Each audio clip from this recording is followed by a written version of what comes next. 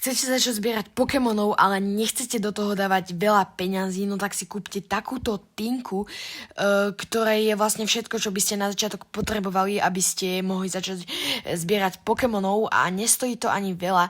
Dostanete takúto teda tinku, krabičku to môžeme volať, v ktorej vlastne náplň tej krabičky je takýto jeden žetón, jedna V-karta je celkom vzácna, takže určite pred kamošmi môžete potom zafrajeriť.